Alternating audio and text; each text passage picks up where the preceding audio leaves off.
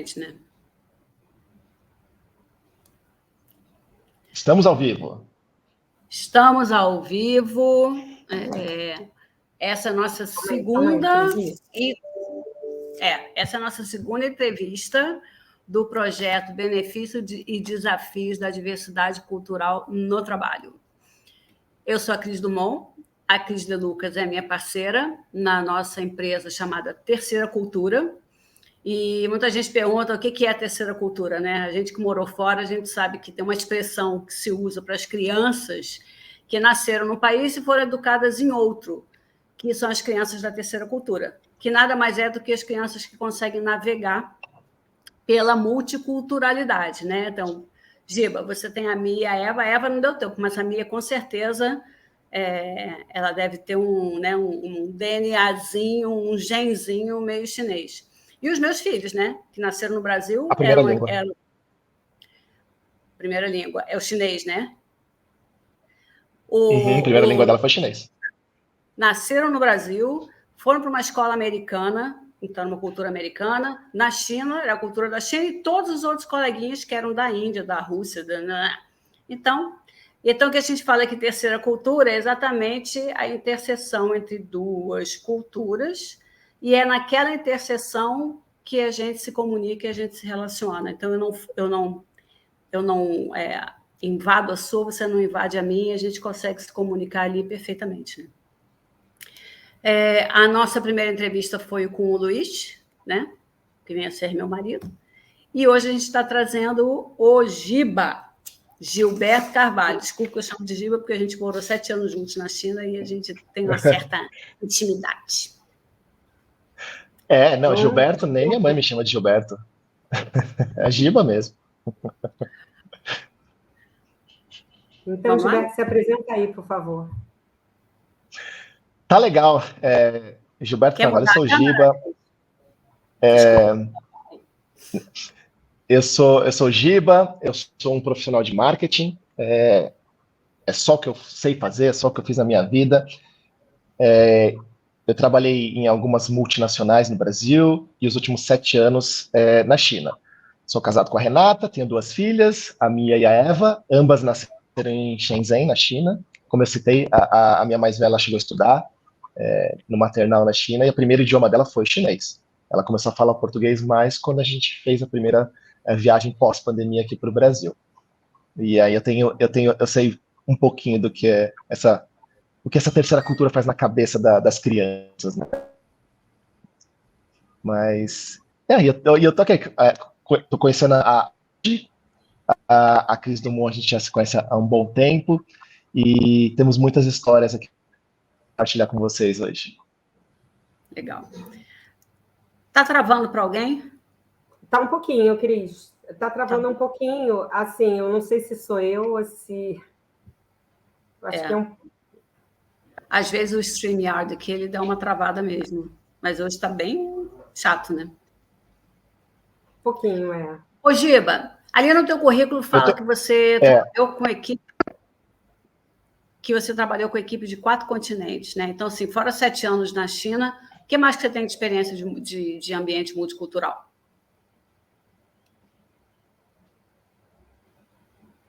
Ih, tá ruim o StreamYard, hein? Mas você tá achando que é o StreamYard ou... Normalmente é.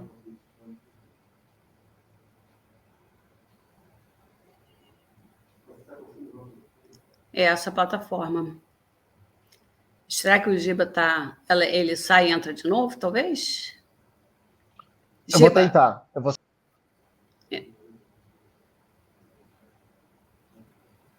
Quer encerrar a transmissão e começar de novo? Não, vamos continuar. Vamos continuar porque já deve ter gente aqui esperando o nosso Giba entrar. Ele estava falando que ele trabalhou 7 anos na China e a gente tem muitos projetos juntos mesmo. Muita convivência junto e um grande projeto junto, para falar a verdade, né? Porque quem está na China tem que se virar. Então, se você... eu ia sugerir até que a gente explorasse bastante essa experiência na China, porque a China... Tô aqui. Deixa eu colocar ele aqui na frente. Rapidinho, é que leva um tempinho. Deixa eu ver se vai. Giba, a gente estava dizendo que quem vai para a China acaba tendo que se virar em algum momento, né? Mas a gente estava ainda falando da história da sua experiência multicultural, que você falou que já liderou times em 4 continentes. O que é exatamente isso? Então, como eu comecei minha vida profissional trabalhando em multinacional. Então, basicamente, quase todas as empresas que eu trabalhei na minha vida eram multinacionais, de alemãs, e eu tive a oportunidade de trabalhar com times fora do Brasil, principalmente Europa e Estados Unidos, mais. Tive a oportunidade de morar em curtos períodos nos Estados Unidos e na Europa também, por projetos, alguns meses cada projeto. Então, nunca considerei nenhum desses lugares minha casa, sabe? Nunca morei tempo suficiente para considerar minha casa, tanto nos Estados Unidos quanto na Europa. E na China foi o período mais longo, foram 7 anos. Aí sim, eu considerei a China minha casa e acho que até hoje eu considero ainda, tá? Eu voltei faz muito pouco tempo, então ainda tenho aquela sensação, sabe, que eu vou voltar para casa. Ainda o meu cérebro ainda não entendeu que minha casa não é mais a China, que eu estou de volta no Brasil. Você voltou em julho, né? Eu voltei final de julho. E onde você está agora? Agora a gente está baseado em Curitiba. E você está em alguma empresa ou está nesse processo ainda de... Tô. Eu já desde a China já estava em conversas com empresas aqui no Brasil e eu estou trabalhando com uma empresa aqui do Brasil, uma startup, estruturando o departamento de marketing deles. É basicamente o que eu faço, montar departamento de marketing para empresas, estruturar, desenvolver. Isso é legal. Então, nossa primeira pergunta, né, Cris, que a gente fez também para o Luiz, a gente sempre começa falando que tem um conceito de cross-culture, que considera que as pessoas de um determinado país têm uma característica que é comum a eles, né? Mas tem um outro conceito hoje que é de policulturalismo, né? Que olha muito mais o ser humano, seus valores, né? As suas referências, e não a cultura do país. Então, a pergunta é a seguinte: existe um estereótipo? Todo brasileiro tem o mesmo jeito, todo francês é grosso, aquela história, francês é grosso, brasileiro é folgado, né? O que você acha disso? É claro que tem estereótipo. Estereótipo é isso, é preconceito. É uma coisa que você tem. Preconceito no sentido de preconceito, assim, de você tem uma imagem das coisas. Então, o estereótipo existe, sim, tem uma razão. Porque um grupo de pessoas tem essa característica e a gente acha que o país inteiro é assim. Tanto o Brasil, a gente acha que vamos ficar com o nosso país aqui, todo baiano é preguiçoso, o carioca não trabalha muito, o paulista é trabalhador. A gente tem esse estereótipo. E a gente sabe que não é verdade, né? O que essa vivência fora do país e essa vivência com pessoas de culturas diferentes faz a gente pensar melhor? Quebra todos esses estereótipos para mim, tá? Então, eu acho que existem características similares em países, mas a minha experiência com pessoas do mesmo país que eu convivi, eles são pessoas completamente diferentes. Eu acho o italiano muito mais próximo do brasileiro do que, por exemplo, um gaúcho. Tô brincando. Eu falei gaúcho, que gaúcho se sente mais não brasileiro. Mas que um argentino, por exemplo, que está aqui do lado, sabe? Então, assim, pelas experiências que eu tive de pessoas que eu convivi. E eu acho o francês também, os franceses que eu convivi, eram pessoas também muito próximas no humor, nas tiradas que o latino tem, que o brasileiro principalmente tem. Já o americano e o inglês, eles são mais sarcásticos, mas no trabalho, por exemplo, o que eu percebo? Existem algumas características e a gente pode montar um estereótipo baseado no que a gente acredita, mas o indivíduo é totalmente diferente, independente se ele nasce no mesmo país, tá? Mas, assim, óbvio que existe. Você absorve muita coisa do país e acaba você tendo muitas crenças, muitos valores parecidos. Mas países continentais como Brasil, China, Estados Unidos, por exemplo, é muito mais fácil você achar características, valores e crenças diferentes dentro de uma mesma nacionalidade. Talvez Portugal, Espanha, os países da Europa, principalmente a Europa, que são países menores, talvez tenha mais imunidade em relação a isso, tá? Mas é uma percepção minha, tá? Longe de ser a verdade. Não, engraçado, Giba, eu concordo com você. Eu acho que existem estereótipos, mas é mais assim numa de brincadeira ou de provocação, enfim. Mas eu percebo, quando você fala das características comuns, por exemplo, eu vejo que nós, brasileiros, a gente privilegia muito o relacionamento, né? Então, a gente sempre tenta um contato, criar um vínculo, vamos dizer, afetivo ou pessoal com as pessoas no intuito de fazer a coisa funcionar melhor, de render melhor. E eu fico curiosa quando você fala assim, porque claro que eu tenho meus estereótipos da China, muita coisa que a Cris conversa comigo, mas eu fico pensando assim, na China, por exemplo, existe alguma coisa que você percebe que é muito forte na cultura e que é um valor, é uma maneira de agir, é um pensamento, assim, fora daquela coisa estereotipada? De repente, mais no ambiente de trabalho?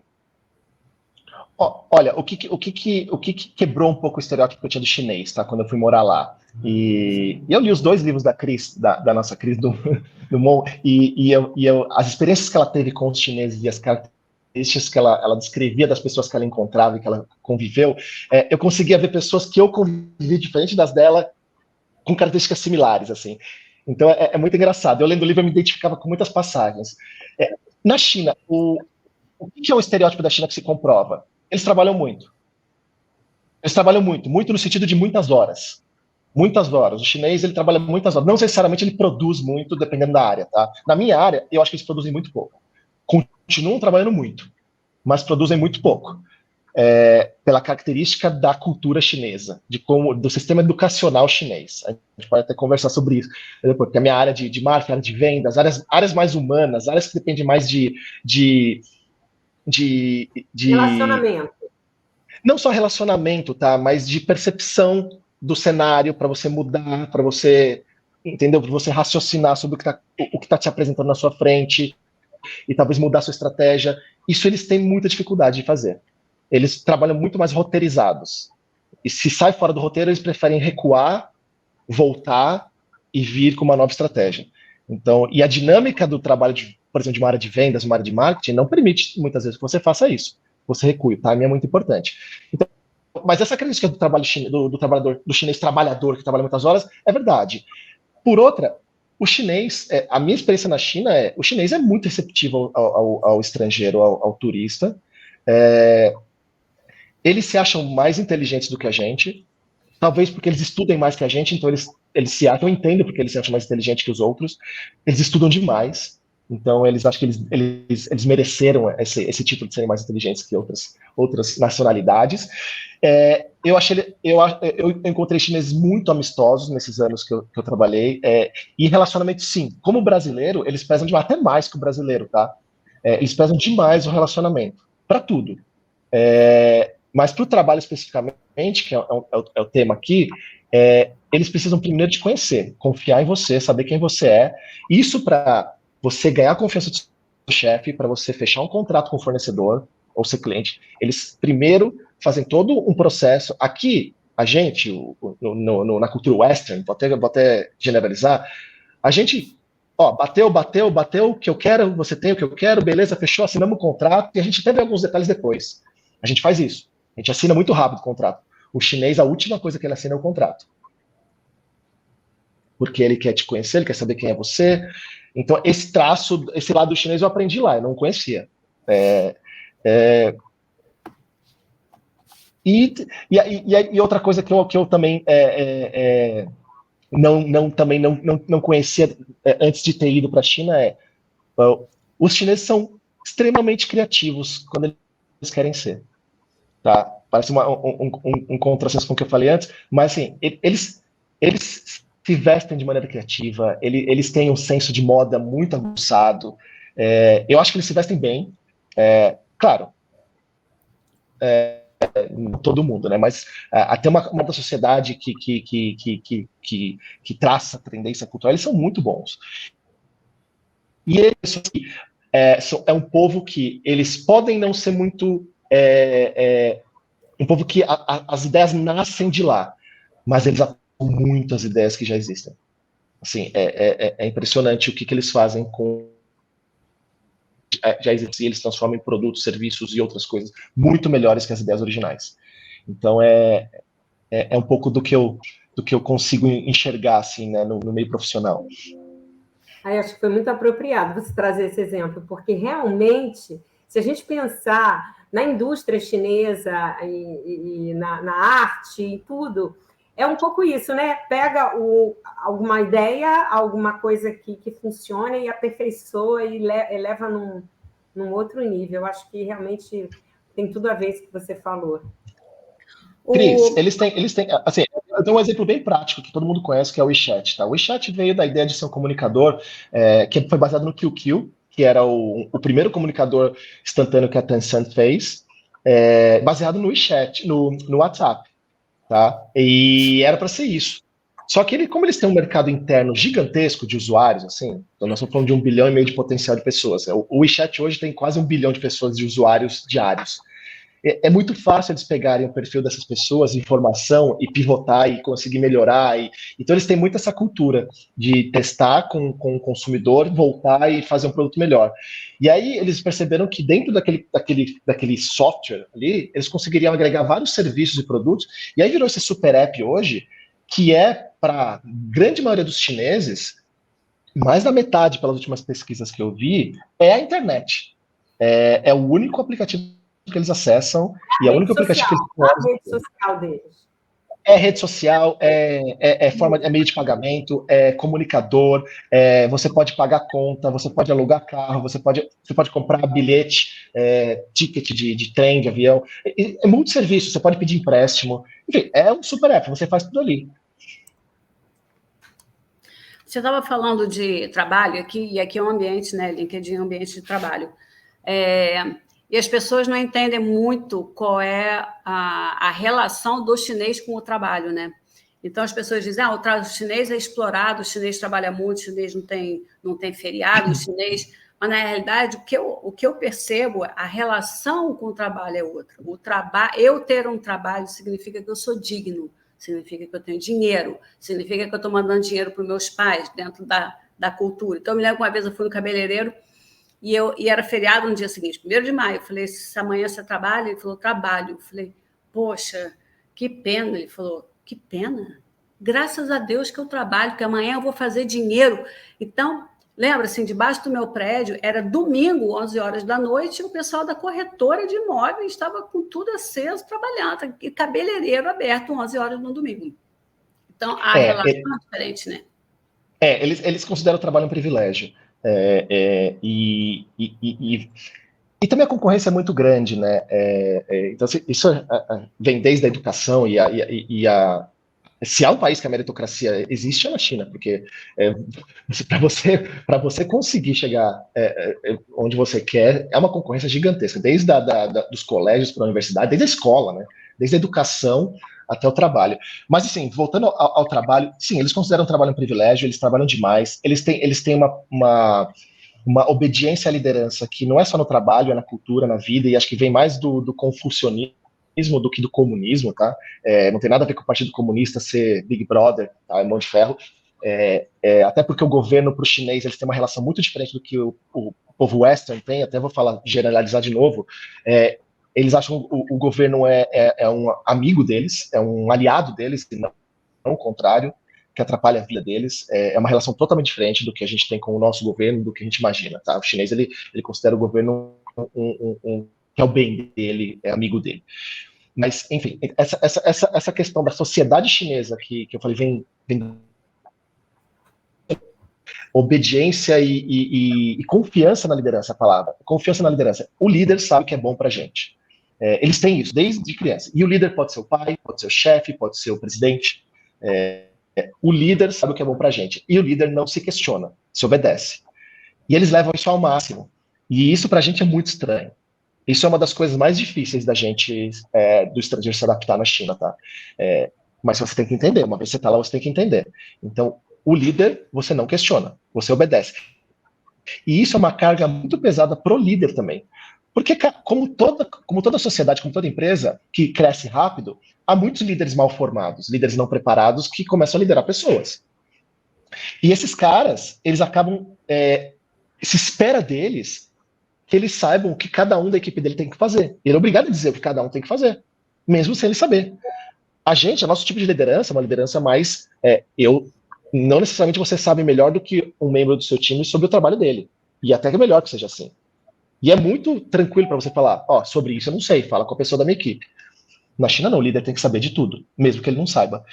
E os trabalhadores, a equipe do líder, não concorda com ele, mas não fala para ele. Sai da reunião e fala, eu sei que isso não vai dar certo, eu sei que isso não vai acontecer, eu vou esperar a próxima reunião e vou falar que eu não consegui. Mas eu não posso falar para ele que não dá para fazer, porque ele é o chefe. A resposta sempre que eu ouvia quando eu falava, mas por que você não falou? Por que você não disse que você já tentou, que não dá certo? Porque ele é o chefe. Era o que eu mais ouvia. Então, porque ele é o chefe para o chinês é uma resposta que se encerra. Ponto final. Para mim, não, mas... Então, assim, eu tive muitos momentos que... E como líder também, eu tive a oportunidade eu tinha chefes e fui chefe. E eu estimulava as pessoas a discordar de mim. E eles não discordavam. E todo mundo era yes, yes, yes, mesmo que eles não entendessem. Você entendeu? Yes. Então me explica. Não conseguia. Mas você falou que tinha entendido. Então, os primeiros choques que você acaba tendo trabalhando na China é isso. Essa obediência cega à liderança e uma coisa muito forte, que é da cultura chinesa, que você não pode discordar do chefe em público, porque você pode fazer o chefe lose face. E é uma falta muito grave você fazer alguém lose face em público na China. Tá? Como que a gente traduz lose face, Cris? É fácil. Eu falo perder a face e explico o que é, porque não faz sentido. Porque não tem, tipo, constranger, talvez. Eu não sei se constranger a palavra, mas... Deixar alguém numa saia justa. Saia justa, pode ser. Mas não necessariamente. Mas eles perdem tipo, lose face, não necessariamente é você deixar ele numa saia justa para fazer uma pegada, alguma coisa maldosa até. Simplesmente você discordar de uma opinião dele numa reunião, que seria muito natural pra gente, você pode fazer ele lose face, porque ele tem que dizer o que você tem que fazer e você aceita. Numa situação de constrangimento, né? Qualquer coisa que deixe ele desconfortável ou numa situação de... E o fato de você discordar de algo que ele falou numa mesa de reunião com 10 pessoas já é motivo para ele perder a face. E para a gente é natural. Eu usava a minha carta branca de estrangeiro para falar, gente, eu não quis ofender. É natural da gente fazer isso. Então eles me deixam. Se eu fosse chinês, eu podia ser demitido na mesa no momento que eu discordava, que eu quisesse discutir com o chefe. Então isso é muito difícil para a gente. Giba, aproveitando essa tua experiência, esse teu olhar para outras culturas, o que você identifica na nossa cultura que é característica, talvez, claro que nenhum gaúcho é igual ao outro, nenhum carioca é igual ao outro, enfim, mas a gente tem, vamos dizer assim, preferências, modus operandi que são semelhantes, de repente. Como é que você enxerga a nossa cultura em relação às outras? Eu posso falar, eu sou um paulista radicado em Santa Catarina, que já morou no Rio, em Porto Alegre, e agora estou em Curitiba. Então, eu posso dizer que eu tenho um pouquinho de multiculturalidade brasileira. Mas, enfim, o que eu posso dizer? Eu acho que até o Luiz falou isso na live dele, tá? O jogo de cintura que o brasileiro tem é muito raro você achar em outra nacionalidade. Tá? É muito raro. E eu vou falar para vocês, eu mudei o meu estereótipo do profissional brasileiro trabalhando fora. Eu acho, antes de falar disso, eu queria falar uma outra característica que eu acho que o brasileiro também é muito forte. O brasileiro adora ajudar os outros sem contrapartida, sabe? É da nossa natureza, assim. Seja no trabalho, seja na vida pessoal, seja uma pessoa que você conhece, um amigo, uma pessoa que está chegando. O brasileiro tem isso, de acolher, vem na minha casa, vem jantar, vamos jantar junto. Isso também é uma coisa que é raro. Então, essas duas eu acho que são bem fortes do que eu penso agora.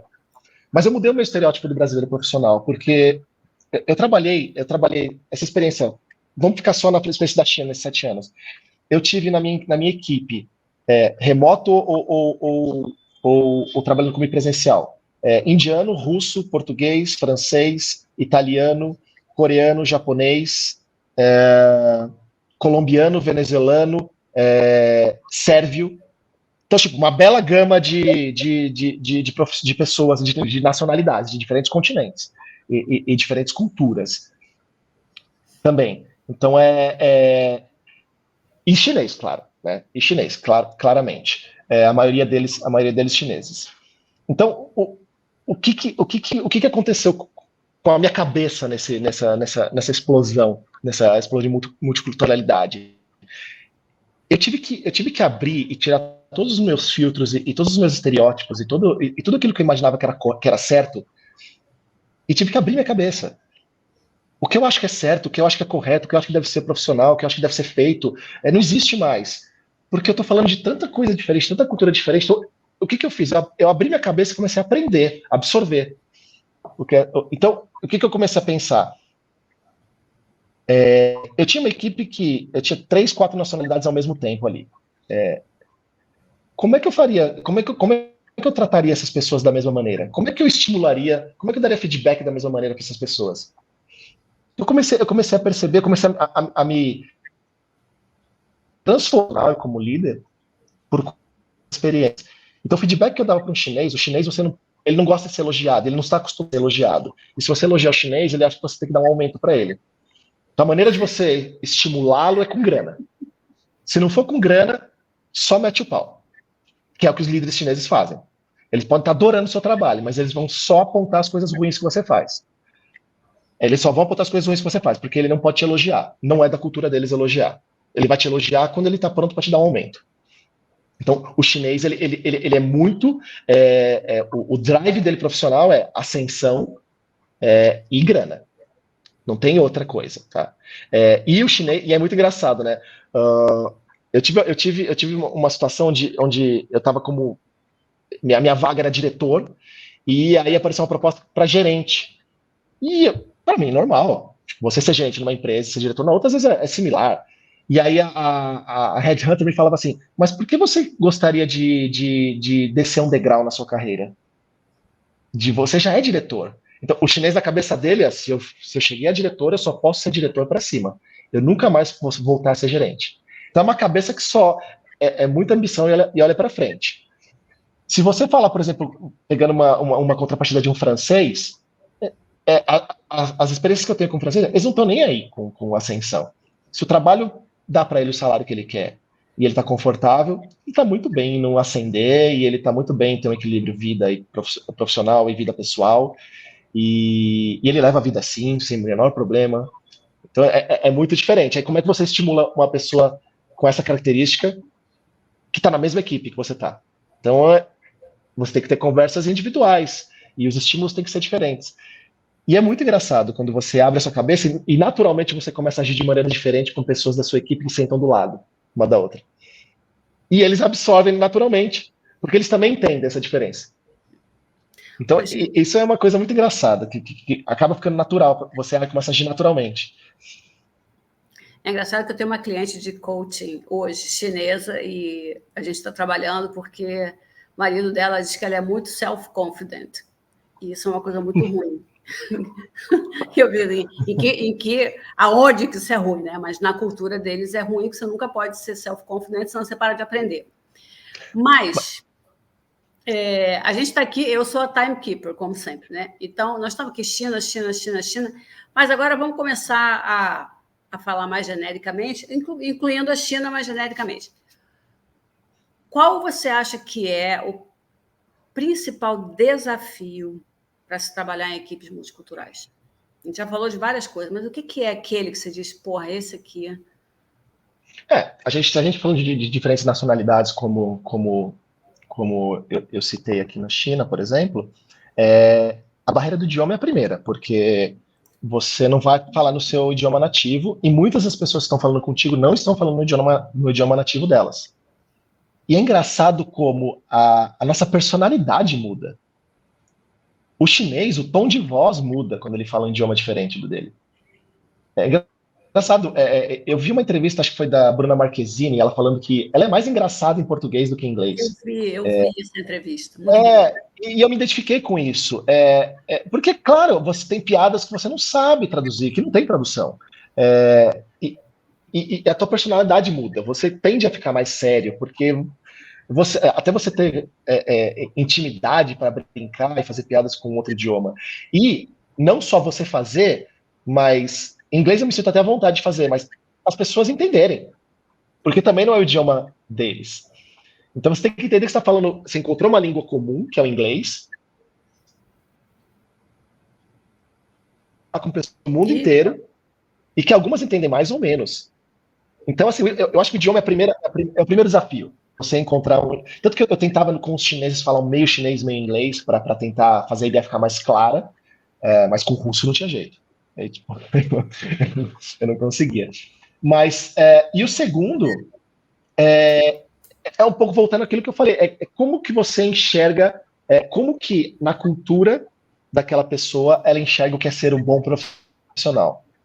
O que um bom profissional tem que ter em comportamentos e atitudes para que esse meu chefe aqui, ou eu para o meu chefe, o que ele enxerga que um bom profissional deve ser, deve fazer? E aí que eu falei, para o francês é um jeito, para o chinês é outro, para o indiano é outro. Então, a minha equipe, para mim, eu tenho que setar a régua para eles. Ó, o que eu espero de vocês é isso. E eu com meus chefes, normalmente meus chefes sempre eram chineses, né? Porque a partir do meu nível hierárquico na empresa chinesa é só chinês. Estrangeiro não chega, né?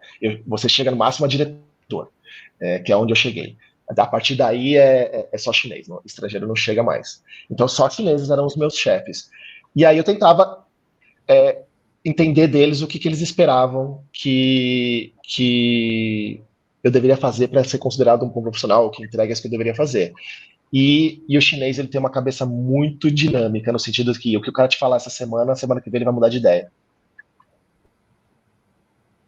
Tá sempre Mas tipo o o que ele quê? acha que Prioridade, ele assim? considera adequado como entrega de resultado. Imagina assim, as minhas experiências foram sempre em Shenzhen. Então, Shenzhen é um lugar onde as empresas de tecnologia estão.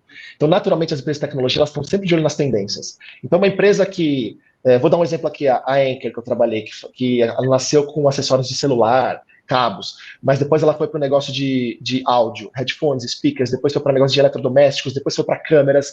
Então, as empresas de tecnologia da China, elas estão sempre olhando para o negócio que vai acontecer. Então, o que eles determinam hoje que é o core da empresa e que é a estratégia da empresa agora, no próximo trimestre pode ter. Eu dou um outro exemplo. Eu trabalhei numa empresa de biotecnologia também, na China. E, de repente, chegou a Covid. Todo o planejamento de 2019 dessa empresa foi jogado no lixo e eles começaram a fazer teste de Covid. E aí representou o teste de Covid 60% do faturamento da empresa no ano de 2020 e 2021. E aí todos os negócios e todos os modelos de negócio foram adaptados para a Covid, para aproveitar o boom da Covid, né, aquele 1 ano, 2, não se sabia quanto tempo ia durar na época, para tirar o máximo, extrair o máximo possível daquilo. Então, mudou. Foi um exemplo drástico da Covid, porque é uma coisa absurda, mas as outras empresas têm isso também. A tendência agora é fazer câmeras de segurança IP com carregamento solar. Eles vão fazer, eles vão atrás, porque a base é eletrônicos, é tecnologia. Então, o que tiver acontecendo no mercado, eles podem fazer. Então, isso faz com que eles ficam muito irrequietos e queiram testar e queiram fazer coisas novas. Então, você precisa estar sempre atualizando. Eles não têm medo. E é muito interessante porque a gente, como brasileiro, a gente está acostumado a atuar no nosso quintal, né? Então, as empresas, ou elas são regionais ou são nacionais. E a China, qualquer startup na China já nasce com cabeça global. E essa é muito legal, de você viver assim. O mundo é tudo no mercado. Então, o chinês lá com aquele inglês macarrônico, ele liga para a Austrália para vender o produto dele, e sem o menor medo. Então, isso, e como eles fazem, como é natural para eles vender o produto deles de um quintal da China para Papua Nova Guiné, e eles acham isso a coisa mais natural do mundo, assim, é estimulante ver.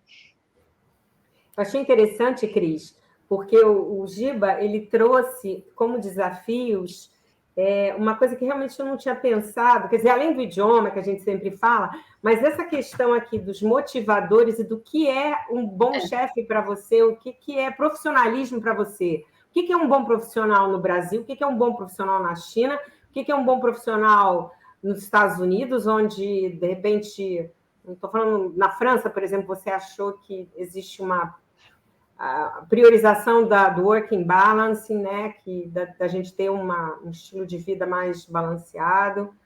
Interessante, porque o Luiz colocou outros pontos.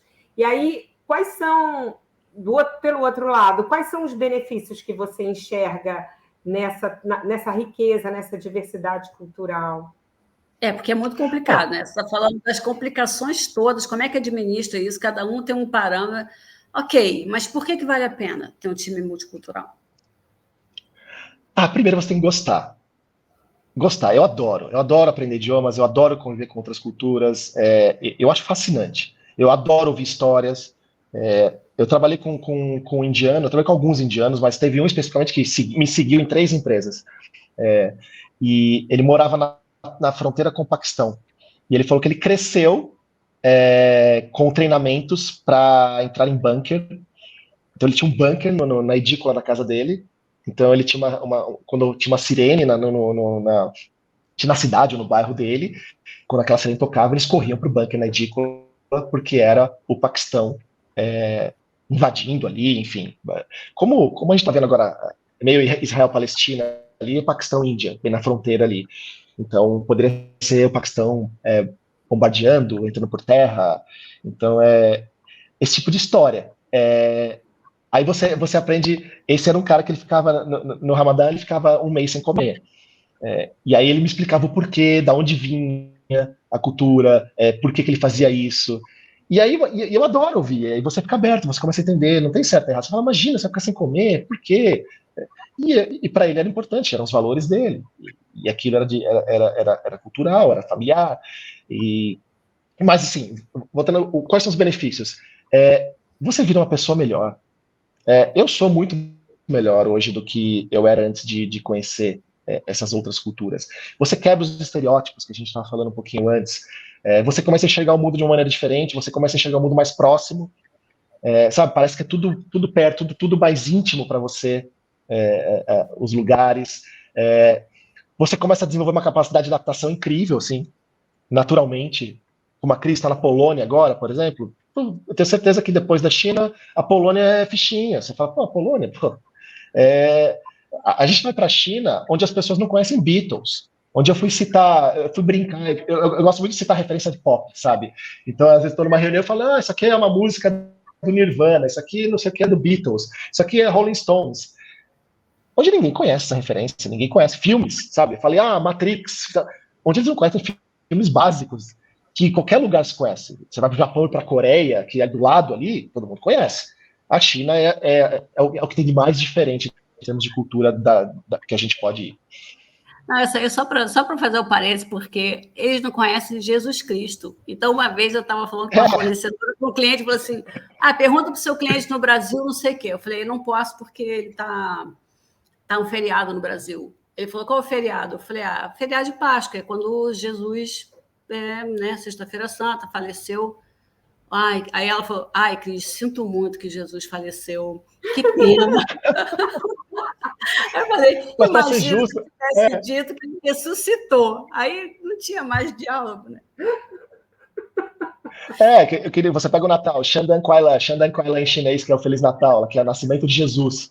Shandan Kuai Lan é Feliz Nascimento de Jesus, que é o Natal. Eles sabem que existe o feriado, hoje se comemora o Halloween, né, na China, então eles adoram esses feriados americanizados. Eles estão sendo invadidos pela cultura western cada vez mais. Eles sabem que existe a Páscoa, eles sabem que existe, mas eles não entendem os feriados, porque nossos feriados são basicamente religiosos, e a religião deles é outra. Então, eles não entendem o porquê, mas eles sabem que existem, eles sabem que se troca presentes, enfim. Sabem de tudo isso, mas é engraçado. A gente desviou o assunto, até me perdi onde a gente estava agora. Mas eu vou achar, porque você falou muito dos benefícios para você enquanto líder. Mas quais são os benefícios para o time, né? Por que vale a pena ter uma gama de gente diferente no time? Não é muito mais fácil e confortável você ter todo mundo brasileiro, por exemplo? A coisa não vai andar mais rápido? Não, na situação que eu estava, de ter uma empresa que é global e tem mercado no mundo todo, era vital que eu tivesse uma equipe multicultural. Até porque você trabalhava em diferentes mercados e eu poderia ter na equipe gente mais próxima daqueles mercados o possível que eu tinha. Então, eu tinha um europeu que poderia me ajudar com o mercado europeu, um americano que poderia me ajudar com o mercado americano, enfim, eu que era brasileiro poderia para o mercado latino.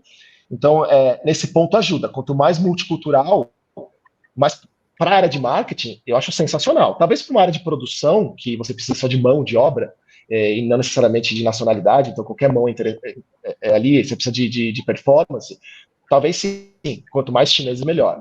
Mas numa área de marketing, você precisa de informação, cultura, adaptabilidade, localizar conteúdo e tudo mais, era vital, era muito importante. Eu prezava muito pela multiculturalidade. Toda vez que eu era contratado numa empresa, normalmente eu era contratado para desenvolver as marcas e os departamentos de marketing, ou criar do zero os departamentos de marketing.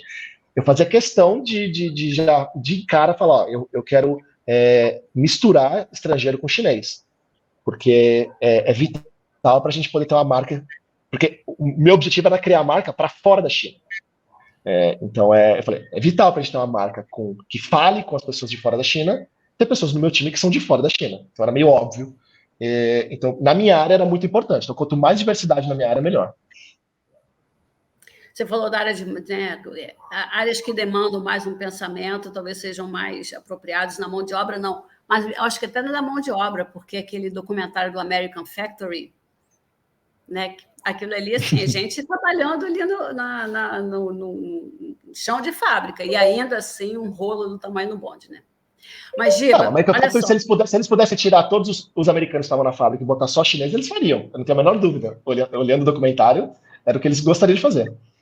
Aliás, o documentário, para quem está assistindo a live, documentário imperdível, né? Se alguém quiser entender um pouco mais da China, e a China, né? como é uma mini China dentro dos Estados Unidos. Ô, Giba, a gente falou em língua, né? A gente, na realidade, está falando o tempo inteiro de comunicação, né? Como é que eu me comunico? Quais são as formas que eu falo? Quais são os valores da outra pessoa para que eu possa me comunicar com ela dentro dos valores dela? Mas existe também aquele conceito assim de comunicação mais direta, comunicação menos direta, né? A gente sabe que na China a comunicação é super indireta, o brasileiro é indireto, mas às vezes a gente trabalha em empresas multinacionais americanas onde a coisa é mais direta. Que tipo de comunicador você se considera e como é que você usa, como é que você administra o seu tipo preferencial de comunicação quando você está aí nesse mundo multicultural? Olha, Cris, eu já fui aquele comunicador que privilegiava mais a mensagem, assim, independente, doa quem doer, eu tenho que passar. Hoje eu penso diferente, eu privilegio o interlocutor.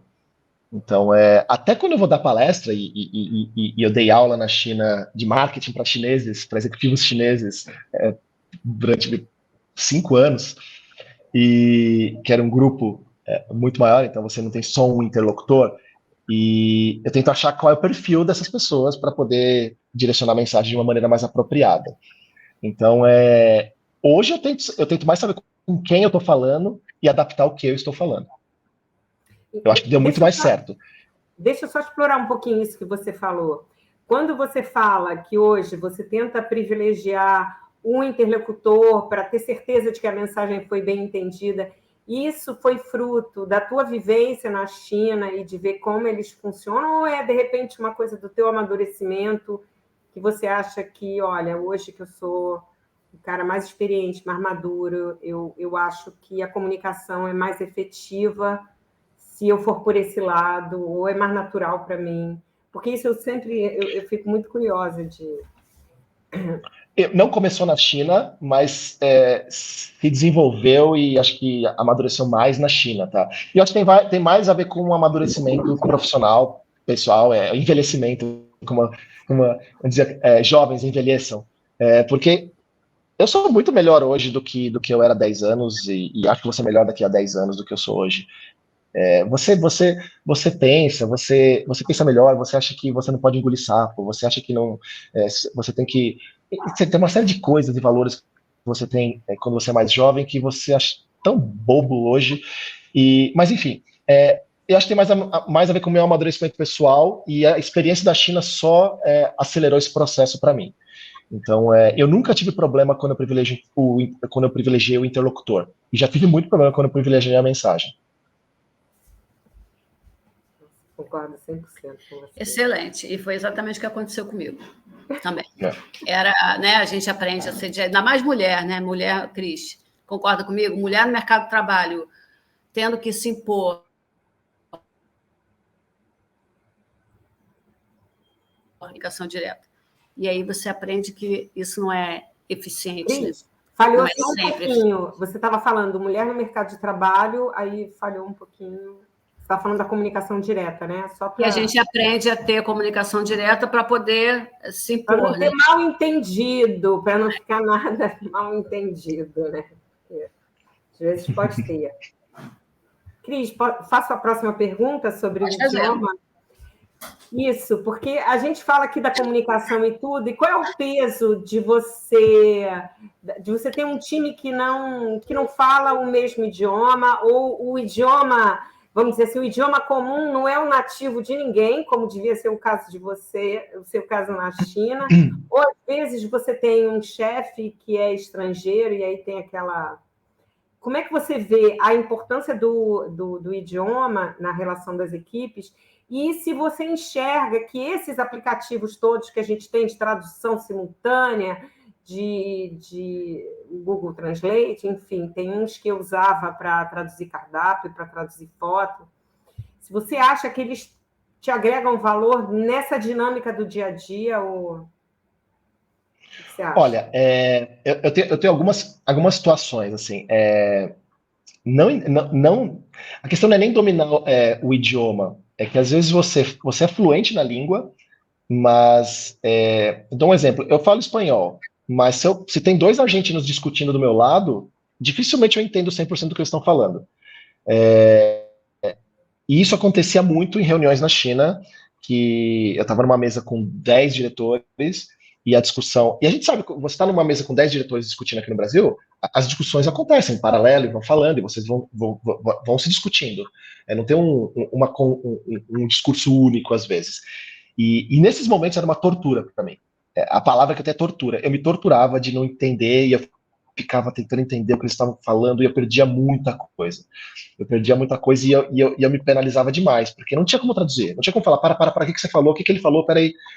Que era a dinâmica de uma reunião. Então, nesses momentos, não tem Google Translate, não tem comunicador eficiente que faça essa tradução, porque tem muitas pessoas falando ao mesmo tempo, é uma discussão de trabalho.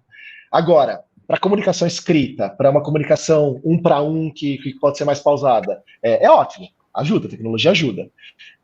Mas tem momentos que ainda não chegaram numa tecnologia satisfatória para acabar com isso, uma tradução real time, assim. Então, por mais que você seja fluente, às vezes você perde na comunicação entre dois nativos que você está observando. Porque às vezes é muito importante no ambiente profissional que você pegue a mensagem completa. E quando você pede a eles, resume para mim o que vocês estavam discutindo, o cara resume ali 15 minutos de bate-boca em 2, 3 frases, aí você vê que realmente ficou faltando alguma coisa, né? E o pior, tá? Você sai da reunião e eles te cobram como se você tivesse entendido 100% do que foi falado ali. Então, essa parte, para mim, era a parte mais complicada, que eu me cobrava demais, mas eram momentos que é muito difícil você entender 100%, e qualquer pedacinho da mensagem que você perdia naquele momento, você perdia todo o contexto. Então, era bem complicado. Eu posso, Cris, vou compartilhar um exemplo pessoal que eu tenho aqui. Eu trabalhei numa empresa também, numa multinacional francesa, por muitos anos, e sempre que eles faziam reunião internacional, sobretudo da equipe de tecnologia, as reuniões supostamente seriam em inglês. Só que quando chegava na hora, e aquelas discussões, aquele bate-boca, e ninguém conseguia respeitar aquilo, então todas aquelas discussões paralelas aconteciam na língua mãe, né, no francês, e logo cedo eu percebi, não era chinês, né? Eu percebi que aprender o francês ia me trazer muito valor agregado para os coffee breaks, para esse bate-boca que acontecia às vezes, porque você perde aquela sutileza, aquela coisa que o cara diz no momento e que depois ninguém te conta exatamente como aconteceu. Então, eu concordo sempre. A única estratégia que eu usava lá, eu falava um pouco em chinês com eles, eu respondia algumas coisas que eles falavam na mesa, para eles verem que eu estava entendendo, para não ser passado para trás numa reunião, para eles não falarem sobre mim na minha frente em chinês e achar que eu não estava entendendo. Então, eu fazia questão de mostrar que eu estava entendendo tudo, mesmo que eu não estivesse entendendo 100%. Era importante ter esse respeito deles na mesa, assim, deles não falarem de você na tua frente em chinês. Eu usava essa estratégia também. Até por isso eu não podia ficar voltando muito, então eu tinha que pegar o máximo de contexto que eu podia pegar do que estava sendo discutido ali. Ô, Giba, a gente tem mais 10 minutos, tá? E você falou de muitas situações, mas eu não consegui ouvir nenhuma situação de conflito, né? Teve algum conflito que aconteceu por conta de... Então, conta pra gente aí. Nossa, tenho vários conflitos, por causa de cultura, por causa de idioma. Eu vou contar alguns aqui que eu tenho. Por exemplo, eu trabalhei uma vez diretamente com o CEO. O CEO era meu chefe, era CEO e fundador da empresa, o que é muito pior na China, porque ele se acha dono, ele acha que você está trabalhando na casa dele. E quando você está na casa dele, ele faz o que ele quiser. Você é o empregado dele e você faz tudo o que ele quer. Então era um cara típico Laoban chinês, bem para nossa visão mal educado, sabe? E aí uma vez eu estava fechando um contrato com uma agência e essa agência tinha 2 sócios, um francês e um chinês. E era um negócio, era um investimento relativamente alto. Então a agência era de Shanghai, eu fiz eles voarem até Shenzhen para conversarem com o CEO e comigo numa reunião. E na última hora o chinês não pôde vir. O CEO concordou, quero recebê-los, quero conhecê-los, porque o chinês gosta de ver olho no olho, sabe? Ele não gosta de fechar nenhum contrato se ele não vê olho no olho, é face to face a pessoa que ele está assinando o contrato. Na última hora o chinês não pôde vir e o francês veio. E o francês veio e começou a apresentar a empresa, os cases, enfim, tudo mais. E o CEO estava com uma cara fechada. Deu 15 minutos de reunião, o cara estava no meio da apresentação. Ele virou para mim e falou assim: por que você trouxe um estrangeiro? Se fosse para falar com um gringo, tipo um gringo, um foreigner, se fosse para falar com um estrangeiro, eu falava com você, não precisava trazer ele aqui. E aí o cara ouviu, e aí ele virou para ele e falou assim: o problema é o idioma, eu falo chinês fluente, eu posso trocar a língua e posso apresentar tudo em chinês para você. Aí o cara falou assim: não, o problema não é idioma. Ele falou: o problema é que você não é chinês. Ele pegou, levantou e saiu da mesa. O CEO. Assim, sem mais nem menos. Eu pedi desculpas pro cara, o cara viu que não era comigo o problema, ele foi embora, enfim, a reunião, eu já tinha tudo que ele ia apresentar, eu já tinha visto. Ele falou: obrigado, mas nem que seu chefe mudar de ideia, eu quero trabalhar com vocês. E esse foi um caso que o cara me deixou extremamente constrangido. E um outro ponto foi... mas aí você nunca falou com o seu chefe sobre isso? Aí o assunto morreu, aí acabou. Morreu, ele não dava nenhuma abertura para falar sobre isso. Não, nenhuma abertura para falar sobre isso. E teve uma outra situação que eu tinha umas reuniões semanais com o meu time, e numa dessas reuniões eu estava dando um treinamento de marketing para eles, explicando conceitos de marketing, como eles deveriam enxergar para a gente poder fazer as coisas, para eles entenderem o que eles estavam fazendo.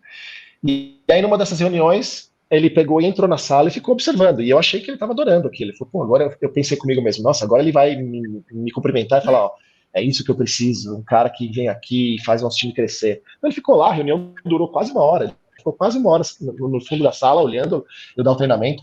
Acabou, todo mundo foi embora, ele falou: vem na minha sala. Eu fui lá achando que ele ia me dar um prêmio, né?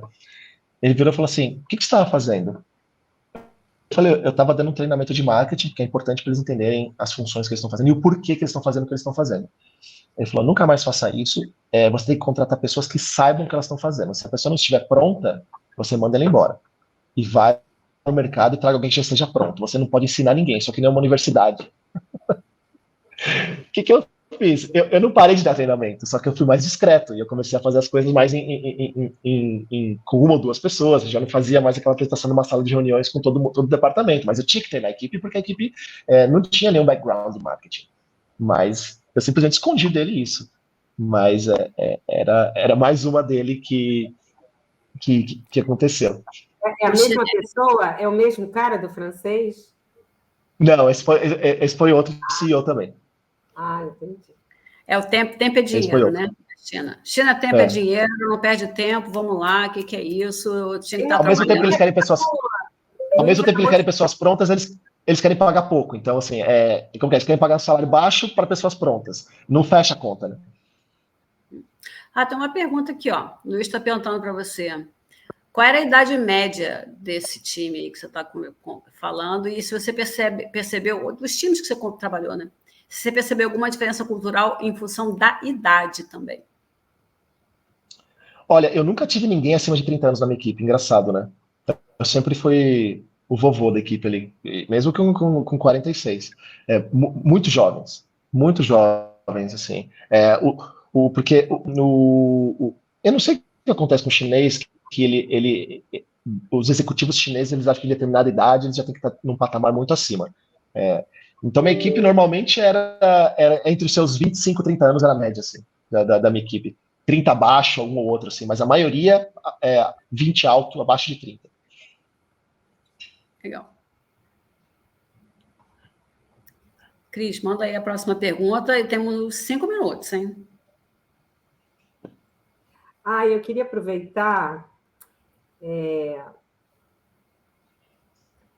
a questão dos times remotos, porque essa foi uma experiência que eu tive. Não foi uma boa experiência, eu tive times remotos na China, na Polônia. Foi uma experiência muito difícil para mim, mas eu não sou uma expert, né? Então, eu queria ouvir de você como é que foi trabalhar com times remotos, se você acha, que tipo de cuidados a gente tem que ter com esses times para diminuir os riscos, né? Se isso agrava as questões culturais, né? A distância, o fuso horário, esses problemas de trabalhar remoto. A China, as empresas chinesas odeiam trabalho remoto. Eles tiveram que se adaptar por conta da pandemia. E também eles têm que lidar muito com os times globais, mas eles meio que delargam, não delegam, assim, eles meio que não têm muito controle. Na minha experiência, o que ele vê, por exemplo, eles têm muita equipe de vendas remoto. Então, assim, para eles, o único indicador que interessa é pedido, é venda. Se o cara está vendendo, tá bom. Não interessa se ele está dormindo o dia inteiro. Claro que isso é radical, mas para mim, na minha experiência, eu tive pessoas remotas na Europa, nos Estados Unidos, em Taiwan, Hong Kong, e não tem outra maneira, você não pode microgerenciar, e os chineses adoram microgerenciar. Então, assim, se você está acostumado a microgerenciar, o trabalho remoto é um pesadelo. Você não consegue microgerenciar. Eu nunca fui de microgerenciar, eu sempre fui de dar autonomia para a equipe. E eu observo resultados. Então, o que eu faço com trabalho remoto, no meu caso especificamente, eu dou a carga de trabalho, enfim, você tem as atividades que têm que ser feitas, as entregas que têm que ser feitas, e se está entregando para mim com qualidade no tempo que tem que ser feito, tá bom. Você não pode se incomodar muito com o que a pessoa está fazendo e se incomodar e querer saber o que ela está fazendo fora do tempo que ela está na tela contigo. Porque senão você vai ficar louco, porque você não tem controle sobre isso. Mas você tem controle sobre as entregas. Se está entregando e está satisfatório, está tendo valor para a empresa, é o suficiente. Então é assim que eu conseguia fazer. Estabelecer as metas, as entregas e focava nisso. E no caso de um problema, você chegou a viver isso? Porque pode ser que você não tenha vivido. Sim. Assim, como lidar com a solução de um problema, seja de relacionamento ou de performance, nesse ambiente remoto? Assim?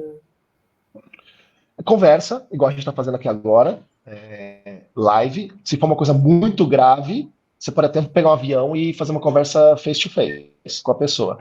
Se for muito grave. Mas se for uma coisa tipo de performar abaixo do esperado, enfim, dá para tentar falar através de uma videochamada e tentar entender qual é o problema, entender se falta recurso, se falta informação, o que falta. E se não tiver justificativa, você pode demitir e pegar outro. Enfim, dá uma chance. Mas é natural, acho que a comunicação é assim. E agora, se for uma coisa muito grave que aconteceu, acho que nunca aconteceu comigo, mas já havia acontecido em outras equipes, do cara pegar um avião e conversar com a pessoa face to face para resolver um problema grave.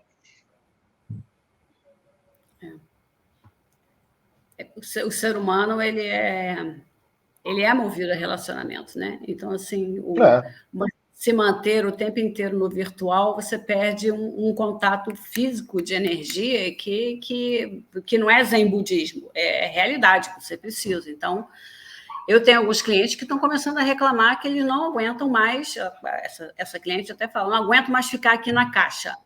Minha vida é a caixa, e a minha empresa só está fazendo vender os prédios e eu estou ficando cada vez na caixa e está virando um motivo para pedir demissão.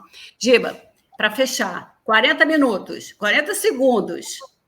As pessoas que estão assistindo a live aqui são pessoas que ou vão trabalhar ou querem trabalhar em times multiculturais. O que essas pessoas precisam ter, mudar, adquirir para poderem viver bem dentro dessa realidade? Humildade. Eu acho que, assim, humildade de entender que os seus dogmas, as suas crenças, as suas verdades podem ser questionáveis. As pessoas com outros backgrounds, outras histórias, elas têm outras verdades. Então, assim, humildade, saber ouvir mais do que falar, não ter nenhum problema em mudar de ideia, ser convencido de uma ideia do que é a sua original. E outra coisa é levar tudo no bom humor. Mesmo os perrengues, essas situações constrangedoras que eu passei, que eu citei do cara na reunião, depois vira uma história engraçada até para você contar. Então, levar tudo no bom humor. Mas acho que o principal é ter a humildade de entender que o que você construiu como verdade na sua cabeça, quando você conversa com pessoas de outras culturas, você vê que elas são questionáveis. Você não está certo. Muito bom. Eu concordo em gênero, número e grau. E acho que humildade... Eu tenho uma passagem engraçada que eu não queria terminar de falar. Essa aqui. Uma coisa engraçada que na minha primeira semana na China, eu fui na Shenzhen University estudar chinês. E a professora perguntou meu nome. E eu falei, Gilberto Carvalho, mas todo mundo me chama de Giba. E quando eu falei Giba, ela quase se escondeu atrás da mesa e ficou vermelha. E eu não entendi o porquê. E aí eu perguntei para ela, por quê? Pode me falar. E ela não falava. E aí eu perguntei para uma outra amiga minha chinesa e ela também não quis me falar. E aí foi um chinês que virou para mim e falou que Jiba, ou Jiba, em chinês, é um apelido para o órgão sexual masculino. Então, na China, para o chinês, eu nunca mais fui Jiba. Eu não sabia disso. Ninguém esquece você, olha, é uma tremenda marca, hein? Ninguém te esquece. Aí eu virei Gil. Para o chinês eu era Gil, não era mais Jiba. Era. Eu me lembro que a gente participou de um evento que a gente chamou de Gilberto. Foi isso que eu falei assim. Era Gil, era mais fácil. Virou Gil. Virou Gil. Nem pensar em falar Jiba, não. Nem pensar. Jiba na China não dá, não pode, é palavrão. Muito legal. Muito bom. Vamos encerrar, então, Cris? Vamos encerrar, né? Já encerramos com as dicas do Gilberto. Queria te agradecer muito. Acho que, poxa, para mim foi muito rico. Anotei várias dicas suas aqui. Acho que eu vou sair um expert de todas essas entrevistas. E convidar o pessoal para a nossa próxima entrevista na semana que vem, dia 31, que vai ser com a Ariane, né? Ariane. Com a Ariane. Eu não perco a Ariane. A Ariane é muito interessante, porque ela é uma francesa, mas os pais eram um francês e espanhol, mas ela foi estudar nos Estados Unidos, aí ela foi morar no Brasil, então ela tem uma visão, além de multicultural, ela tem a visão que eu tenho muita curiosidade de ter, o que o estrangeiro que vai para o Brasil sente. Na visão crítica nossa, né? Olhando para a gente com todos os nossos estereótipos e crenças. Giba, super obrigada. Vai ser muito legal, tenho certeza. Tá? A gente vai terminar a transmissão aqui. Fica você aí para a gente falar. Tá bom, vou fechar aqui. Obrigada. Tá bom.